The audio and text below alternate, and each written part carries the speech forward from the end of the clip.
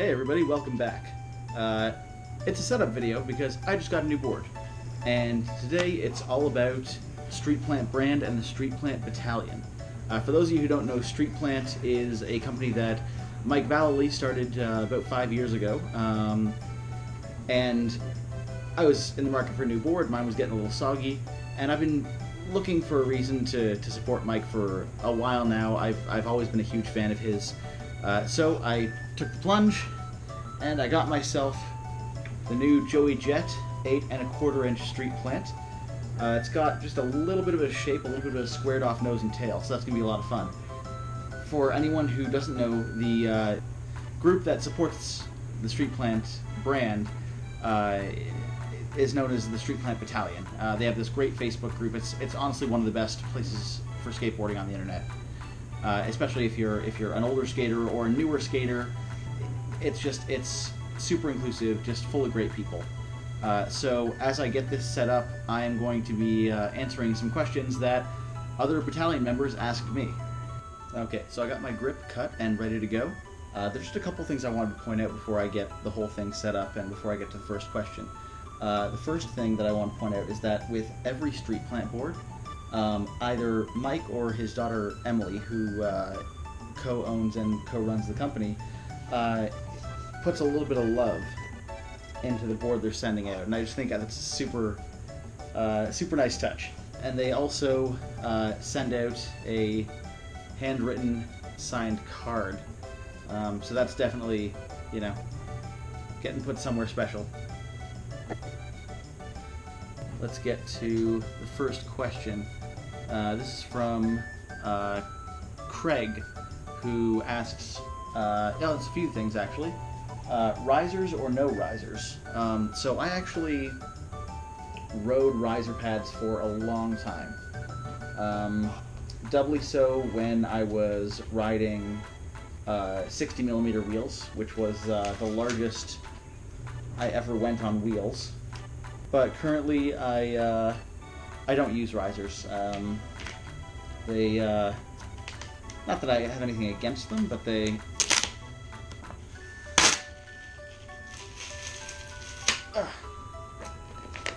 That was too short. Yeah, just with the wheels I'm using now, there's just not a whole lot of reason. Preferred method of bearing installation is Craig's next question, and that for me is just kind of the classic. You lay your board down on its side, on its rail, and just put one bearing on the axle and push the wheel down until you can't push anymore. He asks grip tape art. I guess, you know, if I do grip tape art. I personally don't, because I write. That is my preferred method of creative output.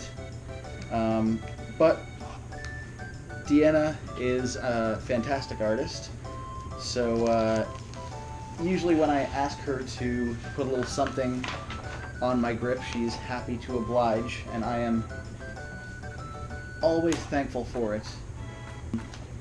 Chris asks, what wheels do you use? For years I used specifically Bones. Like I would ride nothing but Bones, usually skate park formula.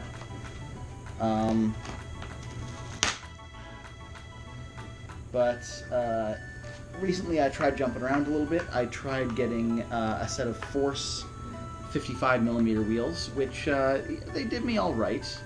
I was skating a little less transition at that point.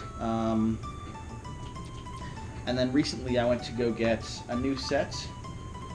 I was looking for Bones, but they didn't have any in the size I wanted, 56mm, so I am currently riding 56mm Spitfire Classics, and I really like them. I'll probably end up getting Bones for my next set of wheels after that, because they're still the best wheel I've ever ridden, but Spitfire does a pretty good job.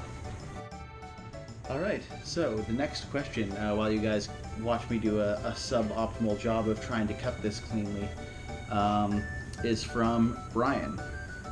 Brian asks, why are they called bearings? The lack of bears is disappointing.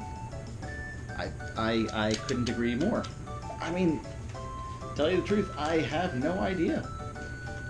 So if any of you know why bearings are called bearings, let me know in the comments, because I kind of, I feel like my skate nerd credibility just took a huge hit at not knowing that. Next up we have Alan. Alan asks, rail? 1 or 2? Tail guard? Which, you know, specifically Alan is referring to the various plastic accoutrements that you can add to a board. I have ridden rails.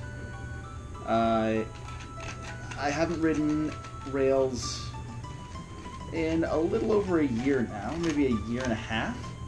And that's just because I find that they are, while they are useful for some things, I personally don't find them useful enough, and after a while it almost feels like they become a bit of a hindrance.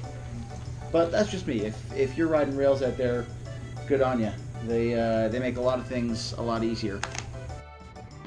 Alright, well, it's not my best grip job, but it certainly isn't my worst, so that's got to count for something.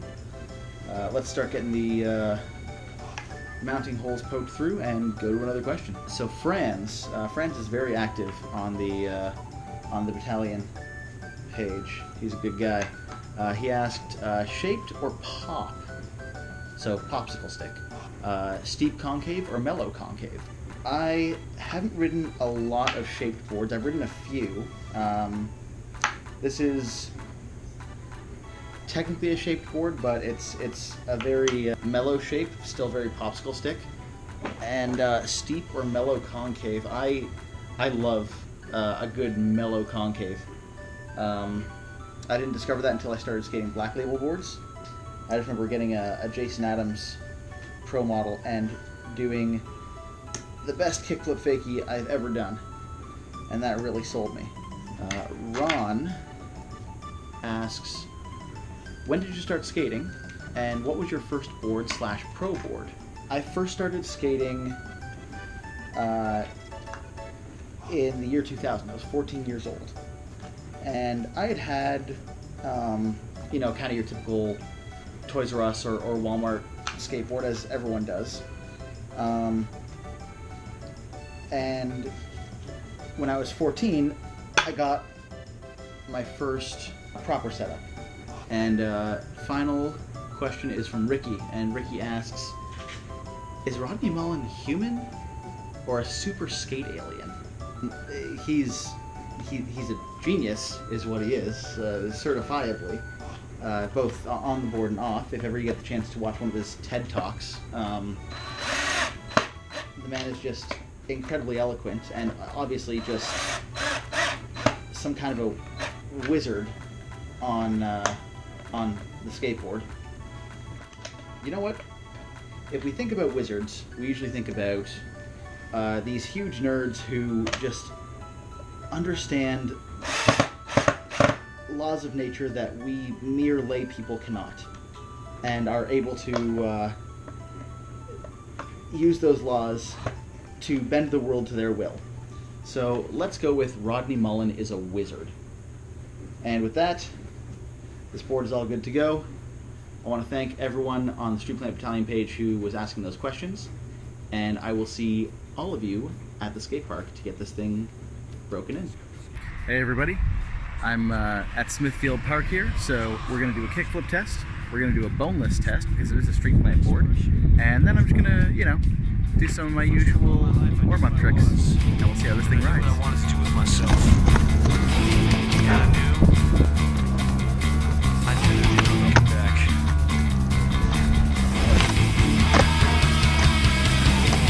We hit the streets, march to the gun, not looking for trouble. Just having fun, but around here it's against the law. To be young, around here you're guilty by suspicion. We meet out the pattern, parking lots, under the streetlights. After dark, all the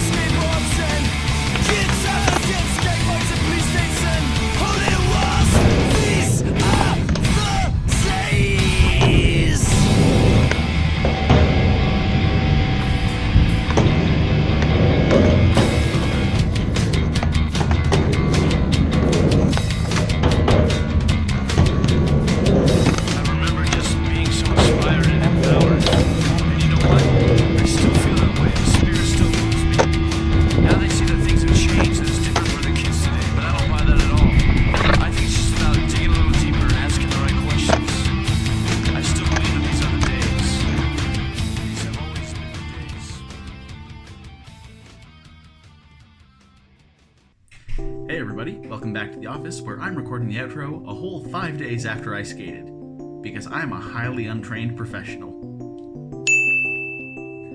So I just want to do a little bit of housekeeping, wrap things up as I always do. First and foremost, I just want to say that I really like this Street Plant board. Getting used to flipping it because of the snub nose and tail was a little tricky, but honestly, I got over it really quickly, and it's super fun to ride. I'm definitely going to pick up more of these in the future. On that note, I just really want to extend my thanks to Mike Vallely and Emily Vallely for making just a great product, along with Paul Schmidt at PS Sticks, who is their wood manufacturer. And I want to give another big thanks to the Street Plant Battalion. Seriously, if you skate, even if you don't skate Street Plant boards, go and check out the Facebook page, go and check out the Instagram page. Like I said, it's just full of really great people. And it's probably the best place for skateboarding on the internet, in my opinion. As always, I want to thank my clothing sponsor, Fuel Clothing. They still have all of their summer line available. They still have a bit of their spring line available, if you can get your hands on it. Most of what I wear in these videos these days is Fuel stuff, and if you like what you see, honestly, head over to their website. If you like fantasy books, go on and check my website out, brandondraga.com. All of my links, as long as all the links that I brought up in this video, are all down in the description. On that note, if you're in Toronto and you're into nerd stuff, come see me at Fan Expo. I'm going to be there from August 22nd to 25th. I'm going to be there with Deanna and with another author friend of mine, Agnes Yankovic, and I mean, it's always a great time. I always meet a ton of great people, and a lot of my books tend to go to good homes, so swing by, say hi, check it out. One last bit of housekeeping that I wanted to mention is that I've been keeping this pretty low-key for a while, but for the last 4 or 5 months or so, I've been filming an all-street video part. I don't really have a reason why, other than I haven't ever really had one, and I figured, why not? I'm not getting any younger. It's worth doing. So I scattered local street spots and got a lot of footage that I'm really proud of. It's footage that I put a lot of work into, and that should be dropping soon. In fact, hopefully sometime the next week I'm going to release a trailer for you guys, and we'll see if I can get it out by the end of the summer. I'll let y'all know. Anyway, that's going to do it for now. So, until next time, keep skating hard.